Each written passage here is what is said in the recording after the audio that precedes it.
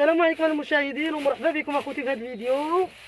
ها انتم اخوتي، اليوم ان شاء الله غنقرر ان شاء الله غنقرق بيبيه في هذه الجابيه كما كتشوفوا هي. الحمد لله يا ربي كما كتشوفوها البيضات المشاهدين. دعوه ديالكم المشاهدين، الله يسر عليكم والله يسر الامور ليا وليكم اخوتي. بسم الله. حنا التقلق معنا سهل سميرة، الحمد لله كلشي سهل عندنا الحمد لله يا ربي. خوتي هاد البيض اول مره كنحطوه البيبيات، حتى بيبيتها اول مره كتقرق والبيض ديالها ني.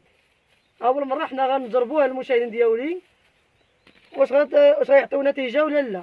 كيقول لك لا ما البيضه الاولى حقها ما كتصدقش. حنا دابا غنجربوه ان شاء الله يا ربي.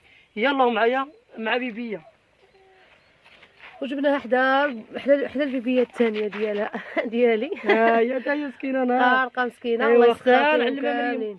نسيت علاش؟ نعلم البيض ديالي. ماشي مشكل، دابا ما نسدو عليهم لا الباب. واخا شي بيبيه لا تخاف ليا. لا كلشي قلق سميرة، ما تخافيش. وشوف يا سميرة كلشي بغا يحضن. شوف اختي، شوف ها شوفي ها الحالة. اخوتي البيضات ما كاينينش. فين هي ديالتي؟ ايوا شوفي لي بها الكرزه. يلا تابعوا الفيديو الجاي باش نشوفوا واش بيبيه غتقلق لنا على البيضات ولا لا. لا خويا